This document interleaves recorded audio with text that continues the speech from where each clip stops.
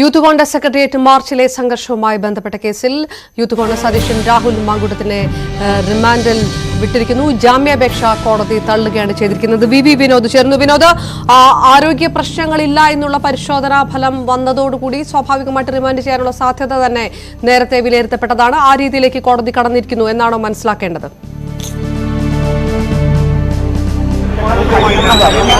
രാഹുൽ മാങ്കൂട്ടത്തിൽ റിമാൻഡിലേക്ക് ജയിലിലേക്ക് പോവുകയാണ്. 22 വരെയാണ്, 14 ദിവസത്തെ റിമാൻഡാണ് കോടതി ഇപ്പോൾ ഉത്തരവായി പറഞ്ഞിരിക്കുന്നത്.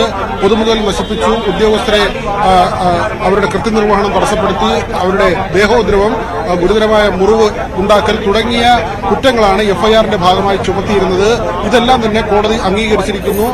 രാഹുൽ മാങ്കൂട്ടം സെക്രട്ടേറിയറ്റ് മാർച്ച് നടത്തിയതിന്റെ പേരിൽ 22 വരെ 14 ദിവസത്തെ റിമാൻഡിലേക്ക് യൂത്ത് കോൺഗ്രസിന്റെ സംസ്ഥാന അധ്യക്ഷൻ പോകുന്നു. വലിയ വാദപ്രതിവാദമാണ് ഇന്ന് കോടതി മുറിയിൽ നടന്നത്. നാടകീയമായിരുന്നു രാവിലത്തെ സംഭവങ്ങൾ. രാവിലെ 5:30 മണിയോടെ, പുലർച്ചെ 5:30 അടൂരിലെ വസതിയിൽ നിന്നാണ് രാഹുൽ മാങ്കൂട്ടത്തെ കന്റോൺമെന്റ് പോലീസ് കസ്റ്റഡിയിലെടുക്കുന്നത്. അവിടെ തന്നെ അറസ്റ്റ്, തുടർന്ന് കന്റോൺമെന്റ് സ്റ്റേഷനിലേക്ക് കൊണ്ടുവരികയും മറ്റ് നടപടിക്രമങ്ങൾ പൂർത്തിയാക്കുകയും ചെയ്തു. തുടർന്ന് ഫോർട്ട് ആശുപത്രിയിലേക്കാണ് കൊണ്ടുപോയത്. അവിടെ വൈദ്യപരിശോധന പൂർത്തിയാക്കി CJM 3 കൊണ്ടുവന്നു. വലിയ വാദപ്രതിവാദം, അതായത് നടപടിക്രമങ്ങളിൽ വീഴ്ചയുണ്ടെന്ന കാര്യമാണ് ഒന്നാമത് പ്രതിഭാഗം ചൂണ്ടിക്കാണിച്ചത്. നോട്ടീസ് നൽകിയിരുന്നില്ല, സ്റ്റേഷനിലെത്തിച്ചാണ് ഈ നടപടിക്രമം പൂർത്തിയാക്കിയത്.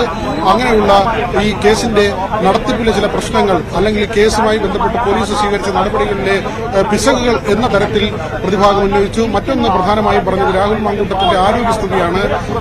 ഈ സെക്രട്ടേറിയറ്റ് മാർച്ചിന് ശേഷമുണ്ടായ ആ ഒരു സംഘർഷത്തിൽ ആരോഗ്യ പ്രശ്നങ്ങൾ ഉണ്ടാവുകയും ബ്ലഡ് തലയിൽ ക്ലോട്ട് ചെയ്തിട്ടുണ്ടെന്ന കാര്യം പറയുകയും ചെയ്തു. അതിന്റെ ചികിത്സയാണ് സ്വകാര്യ ആശുപത്രിയിൽ തേടിയതെന്ന കാര്യവും പറഞ്ഞു. തുടർന്നാണ് വീണ്ടും വൈദ്യപരിശോധന നടത്താൻ കോടതി നിർദ്ദേശിച്ചത്. ജനറൽ ആശുപത്രിയിലായിരുന്നു ഈ വൈദ്യപരിശോധന. ആ വൈദ്യപരിശോധനയുടെ റിസൾട്ട് ഗുരുതരമായ ആരോഗ്യ പ്രശ്നങ്ങൾ ഇല്ല എന്ന തരത്തിലായിരുന്നു. ആ റിപ്പോർട്ട് പരിഗണിച്ചു എന്ന് വേണം നമ്മളിപ്പോൾ മനസ്സിലാക്കാൻ. അതുതന്നെയാണ് ഏറ്റവും പ്രധാനമായി കോടതി പരിഗണിച്ചത്. അതിനുശേഷം ഈ പറഞ്ഞതുപോലുള്ള കുറ്റകൃത്യങ്ങൾ അത് സമർത്ഥിക്കാൻ പ്രോസിക്യൂഷന് കഴിയുകയും ചെയ്തു എന്നതാണ്. കാരണം രാഹുലിന്റെ സാന്നിധ്യം അവിടെ ഉണ്ടായിരുന്നു. സ്ത്രീകളെ മുന്നിൽ നിർത്തി പട്ടിക കൊണ്ട് പോലീസിനെ മർദ്ദിച്ചു.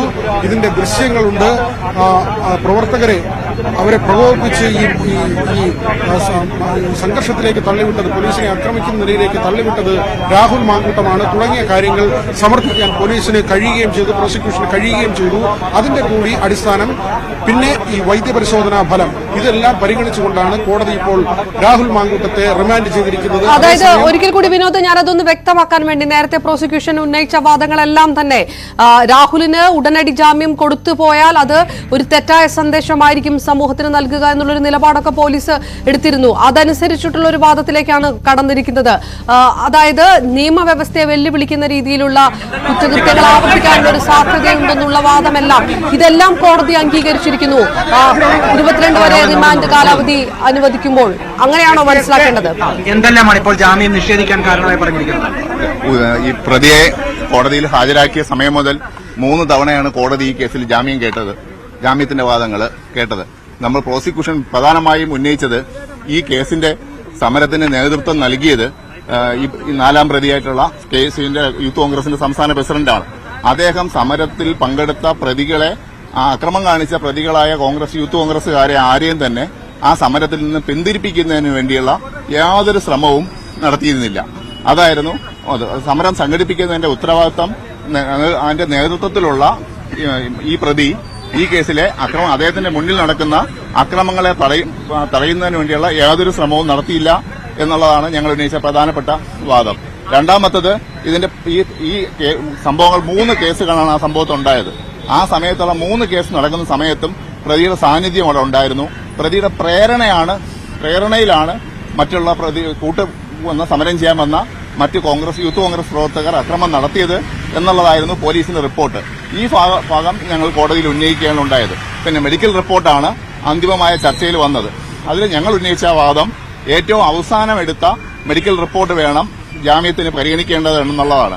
പ്രതി കിംസിൽ ഹോസ്പിറ്റലിൽ ട്രീറ്റ്മെന്റ് ആയിരുന്നു എന്നുള്ള മെഡിക്കൽ റിപ്പോർട്ടുകൾ കാണിച്ചാണ് വാദം ഉന്നയിച്ചത്. പക്ഷേ ആ മെഡിക്കൽ ട്രീറ്റ്മെന്റിന് ശേഷവും പ്രതി പല പൊതുപരിപാടികളിലും നേരിട്ട് പങ്കെടുക്കുന്നതായിട്ടും മറ്റു സ്ഥലങ്ങളിൽ പോയി യൂത്ത് കോൺഗ്രസിന്റെ ചുമതലയിലുള്ള രാഷ്ട്രീയ പ്രവർത്തനം നടത്തുന്നതായും ഉള്ള റിപ്പോർട്ട് നമ്മൾ കോടതിയിൽ ഹാജരാക്കി. അപ്പോൾ അതിലുകൊണ്ട് മെഡിക്കലി ഫിറ്റ് ആണ് എന്നുള്ള ഒരു വാദമാണ് ഉന്നയിച്ചത്. അതിനുവേണ്ടി ഏറ്റവും പുതിയ മെഡിക്കൽ റിപ്പോർട്ട് എടുക്കണം എന്ന വാദം ഞങ്ങൾ പ്രോസിക്യൂഷൻ ഉന്നയിച്ചിരുന്നു. അതനുസരിച്ചാണ് കോടതി വീണ്ടും ഈ പ്രതിയെ ഒരിക്കൽ കൂടി മെഡിക്കൽ പരിശോധന നടത്തുന്നതിന് വേണ്ടി തയ്യാറായത്. ഈ അറസ്റ്റിന്റെ ടൈമിങ്ങിനെ കുറിച്ച് എപ്പോഴും പറയുന്നത് പ്രതിഭാഗം ചൂണ്ടിക്കാണിച്ച് പുറത്ത് കോൺഗ്രസ് ഉന്നയിക്കുന്നു. പൊതുമണ്ഡലത്തിൽ വളരെ സജീവമായ ഒരാളെ ഈ പുലർച്ചെ വീട്ടിൽ കയറി അറസ്റ്റ് ചെയ്യുന്നത് കേസാണോ എന്നുള്ളൊരു വാദം. അതിനെപ്പറ്റി ഇൻവെസ്റ്റിഗേഷൻ നടത്തിയ ഉദ്യോഗസ്ഥർ പറയുന്നത് ഒരു ക്രമസമാധാന പ്രശ്നം ഉണ്ടാക്കുന്നത് ഒഴിവാക്കുന്നതിന് വേണ്ടിയാണ് രാവിലെ ഈ പ്രതിയെ ഒരു പബ്ലിക് സ്പോട്ടിൽ നിന്ന് അറസ്റ്റ് ചെയ്യാതെ അദ്ദേഹത്തിന്റെ വീട്ടിൽ നിന്ന് അറസ്റ്റ് ചെയ്തത് എന്നാണ് വിശദീകരണം തന്നത്. അല്ല, അതിനകത്ത് പ്രതിപക്ഷ നേതാവ് ആ സമയത്ത് അക്രമം നടക്കുന്ന സമയങ്ങളിൽ അദ്ദേഹത്തിന്റെ സാന്നിധ്യം ഇല്ലായിരുന്നു.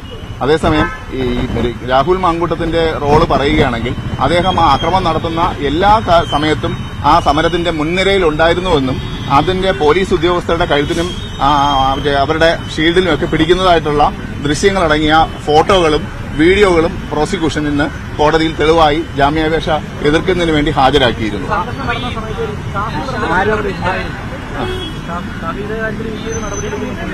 അതിനെപ്പറ്റി അറിയില്ല. ഇദ്ദേഹത്തിന്റെ ഏറ്റവും മുന്നിൽ നിന്ന് ഈ ആക്രമണങ്ങൾക്ക് ആരെയും പിന്തിരിപ്പിക്കാൻ തയ്യാറായില്ല എന്നുള്ളതാണ് ഞങ്ങൾ നേതൃത്വം എന്ന നിലയിൽ പിന്തിരിപ്പിക്കാനുള്ള ബാധ്യതയും കൂടി അത് സമരം നടത്തുന്ന ആൾക്കാർക്കുണ്ട്. അത് അദ്ദേഹം ചെയ്തില്ല എന്നുള്ളതാണ് പോലീസിന്റെ വാദം. ആരോഗ്യ പ്രശ്നങ്ങളൊന്നും ഇല്ല എന്നുള്ളതാണ് റിപ്പോർട്ട്. 41 നോട്ടീസിന്റെ വാദം ഉന്നയിച്ചു. അതിനകത്ത് 2 പോയിന്റാണുള്ളത്. 7 വർഷം വരെയുള്ള ശിക്ഷ പറഞ്ഞിരിക്കുന്ന കേസിലാണ് 41A